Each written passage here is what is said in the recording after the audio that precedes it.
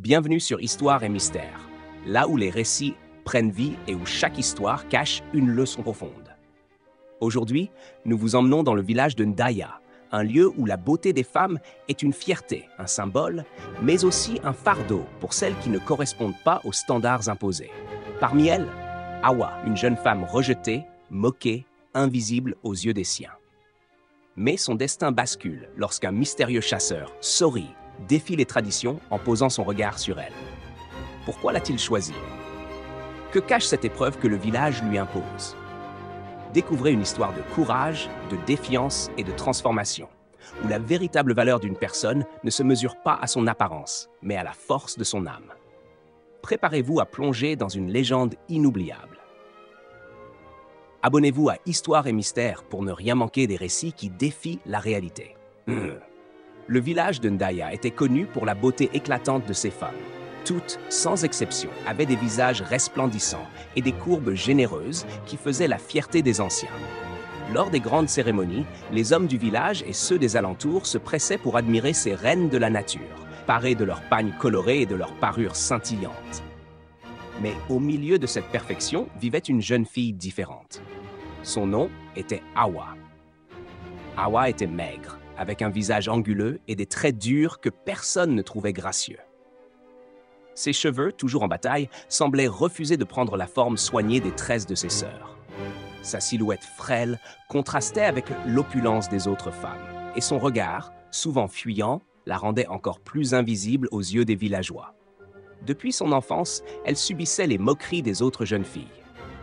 Regardez-la, on dirait une brindille prête à se casser au vent, riait souvent Safia, la plus admirée du village.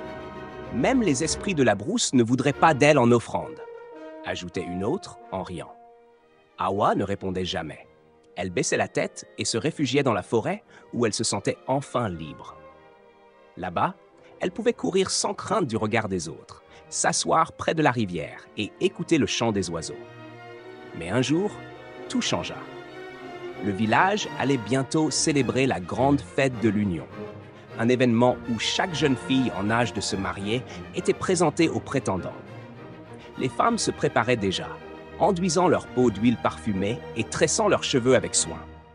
Les rires fusaient, les tissus précieux étaient sortis des coffres, et même les anciens attendaient avec impatience de voir quelle jeune femme attirerait le plus d'hommes cette année. Awa savait qu'elle n'avait aucune place dans cette fête. Qui voudrait d'une femme comme elle? Mais ce qu'elle ignorait, c'est que son destin allait prendre une tournure inattendue. Les préparatifs pour la fête de l'Union avançaient rapidement. Partout dans le village, les femmes cousaient des pagnes éclatants, brodaient des motifs de perles et s'enduisaient de beurre de karité parfumé. Les hommes, eux, s'affairaient à ériger la grande estrade où les prétendants choisiraient leur future épouse. Awa observait tout cela de loin, assise sur une pierre près de la rivière. Elle savait qu'elle ne serait pas choisie. Elle n'avait ni les hanches généreuses de Safia, ni le teint lumineux d'Adama. Même sa propre mère, Fatou, ne cessait de soupirer en la regardant. Si seulement tu avais hérité de la beauté de ta grand-mère. Mais regarde-toi, Awa. Quelle honte de te présenter à cette fête. Les mots de sa mère lui lacéraient le cœur plus profondément que les moqueries des autres. Elle baissa la tête, murmurant un simple « Je sais, maman ». Mais quelque chose d'étrange se produisit ce jour-là. Alors qu'elle trempait ses pieds dans l'eau claire, un bruissement attira son attention. Elle se retourna brusquement et aperçut une silhouette masculine au bord de la rivière. Il n'était pas du village. L'homme était grand, vêtu d'un simple pagne de chasseur, un arc en bandoulière et des cicatrices visibles sur ses bras. Son regard était perçant, mais il n'exprimait ni moquerie ni mépris. Il semblait curieux. « Pourquoi es-tu ici seule, alors que toutes les autres femmes se préparent pour la fête ?» demanda-t-il d'une voix grave. Awa détourna les yeux, mal à l'aise. « Je n'ai pas ma place parmi elles. » L'inconnu s'accroupit près d'elle, effleurant la surface de l'eau du bout des doigts. « C'est ce qu'elles disent ?» Awa hocha la tête. « Alors elles sont aveugles. » Elle releva brusquement la tête, surprise. Se moquait-il d'elle? « Je suis Sori, » poursuivit-il en la regardant droit dans les yeux. « Je suis venu au village pour la fête de l'Union, mais pas pour choisir une épouse comme les autres hommes. Je cherche celle qui voit ce que les autres ne voient pas. » Awa fronça les sourcils. « Et que vois-tu en moi, Sori » demanda-t-elle, à la fois sceptique et troublée. Il sourit légèrement avant de répondre « L'invisible ». Ce fut le début de quelque chose d'inattendu. À suivre. Si vous aimez, je peux continuer avec où la rencontre entre Awa et Sori va bouleverser la fête de l'Union et changer le destin du village. Le jour de la fête de l'Union arriva enfin. Le village était en effervescence. Les femmes s'étaient parées de leurs plus beaux pagnes, leur peau brillait sous les rayons du soleil et leurs tresses étaient ornées de perles colorées. Les hommes, assis en cercle autour de l'estrade, échangeaient des regards admiratifs et murmuraient entre eux sur la beauté des prétendantes. Awa, quant à elle, se tenait en retrait, dissimulée derrière un arbre. Elle n'avait pas l'intention de se ridiculiser devant tout le monde. Pourtant, ses pensées étaient hantées par les paroles de Sori. Elles sont aveugles. Pourquoi avait-il dit cela? Était-ce une simple pitié ou voyait-il vraiment quelque chose en elle que les autres ignoraient? Alors qu'elle observait discrètement la cérémonie, un silence soudain tomba sur l'assemblée. Sori venait d'apparaître au centre du cercle. Les murmures s'intensifièrent. Les hommes du village connaissaient son nom. Il était un chasseur redouté, un voyageur qui parcourait les terres reculées à la recherche de défis. Voir un homme comme lui ici, parmi eux, signifiait qu'il comptait choisir une épouse. Les femmes sourirent, fières et confiantes. Sori ne pouvait qu'être venue pour l'une des plus belles d'entre elles. Le chef du village, assis sur son siège sculpté, leva la main pour imposer le silence. « Sori, fils de Tiemoko, que cherches-tu ici aujourd'hui » Le chasseur balaya l'assemblée du regard avant de répondre d'une voix calme mais ferme. « Je cherche une femme qui ne ressemble à aucune autre. » Des éclats de rire se firent entendre. Les prétendantes se redressèrent, convaincues qu'il parlait d'elle. Safiya, la plus admirée, fit un pas en avant, un sourire éclatant aux lèvres. « Alors, tu es venu au bon endroit, Sori ?» Il planta ses yeux sombres dans les siens. « Non, celle que je cherche n'est pas ici. » Un murmure d'incompréhension parcourut la foule. Les femmes échangèrent des regards perplexes. Comment cela était-il possible? Toutes les belles femmes du village étaient là. Soudain, Sori leva une main et pointa du doigt l'ombre sous l'arbre, là où Awa se cachait. Un silence de plomb s'abattit sur l'assemblée. Awa sentit son cœur s'arrêter. Tous les regards convergèrent vers elle. Des chuchotements s'élevèrent. Était-ce une blague? Un défi? Un affront? Safiya éclata de rire, brisant le silence. « Tu plaisantes, Sori? Tu veux choisir? Elle ?» Un éclat de moquerie illumina les yeux des autres femmes. Awa sentit son corps se figer sous l'humiliation. Mais Sori ne broncha pas. Il s'approcha lentement d'elle, tendit une main et dit suffisamment fort pour que tout le village entende. « Viens, Awa !» Le destin venait de faire un choix que personne n'aurait jamais imaginé. À suivre. Si cette suite vous plaît, je peux continuer avec où Awa devra affronter la colère du village et découvrir pourquoi Sori l'a choisi. Un silence pesant s'abattit sur le village. Tous les regards étaient fixés sur Awa, encore figée sous son arbre. Elle sentait le feu du jugement brûler sur sa peau. Pourquoi Sori avait-il fait cela? Pourquoi l'avait-il choisi, elle, au milieu de toutes ces femmes magnifiques? Les murmures se transformèrent en exclamations indignées. « C'est une honte !» s'écria une vieille femme. Pourquoi choisir une fille aussi chétive alors que nous avons les plus belles femmes du royaume? Safiya, folle de rage, avança vers Sori. Sori, si c'est un jeu, alors tu vas trop loin. Elle n'est même pas digne d'être ici.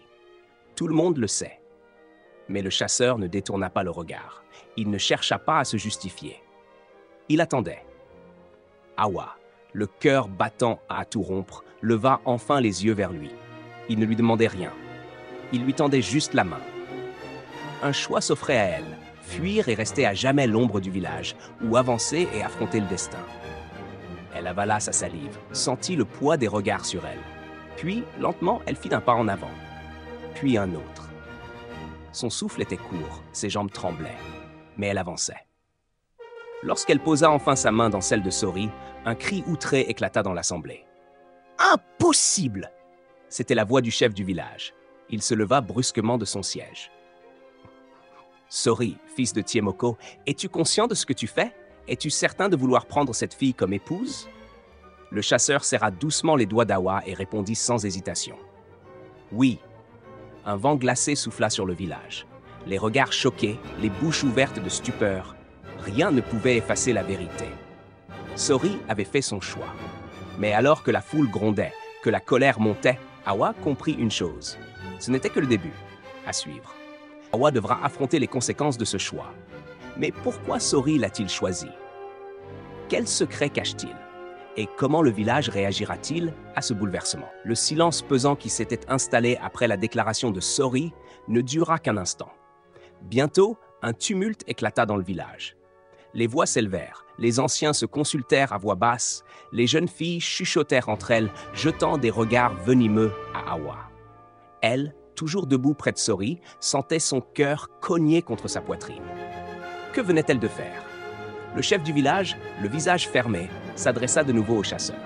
« Sori, fils de Tiemoko, nous te respectons, mais tu insultes notre tradition en choisissant celle qui n'a pas été bénie par les ancêtres. Si tu veux prendre une épouse ici, tu dois choisir parmi celles qui portent la grâce de notre village. » Les murmures s'intensifièrent. « La grâce !» Cette bénédiction invisible que toutes les autres femmes semblaient posséder, sauf elle. Sori ne s'y a pas.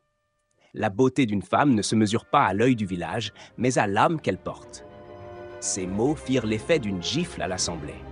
Qui était-il pour remettre en question leur façon de voir les choses? Safiya éclata d'un rire méprisant. « Une âme! Regarde-la! Même les enfants rien dans son dos! Qu'a-t-elle que nous n'avons pas ?» Awa sentit ses joues brûler. Elle aurait voulu disparaître, fuir dans la forêt comme elle l'avait toujours fait. Mais la main de Sori la tenait encore. « Elle a ce que vous avez perdu. » Le ton grave du chasseur résonna dans l'air. Le regard pur, l'innocence d'un cœur qui n'a pas été déformé par l'orgueil. Cette fois, même le chef du village sembla troublé. Mais cela ne changeait rien. Les traditions étaient les traditions. Si elle veut prouver sa place, qu'elle passe l'épreuve. Les têtes se tournèrent vers le chef. L'épreuve? Que cette fille prouve qu'elle mérite sa place. Si elle réussit, elle sera acceptée comme épouse. Sinon, Sori devra partir sans femme. Un sourire cruel se dessina sur les lèvres de certaines femmes. Elles savaient que l'épreuve n'avait jamais été réussie par une fille comme Awa. Et pourtant, j'accepte. Sa propre voix la surprit. Mais cette fois, elle ne reculerait plus. La foule s'agita en entendant la décision d'Awa. Les anciens se consultèrent. Safiya et les autres femmes se jetèrent des regards complices, persuadées qu'elles assisteraient bientôt à son humiliation définitive. Le chef du village s'approcha d'elle et déclara d'une voix grave. « L'épreuve sera celle de la nuit des esprits. » Un frisson parcourut l'assemblée.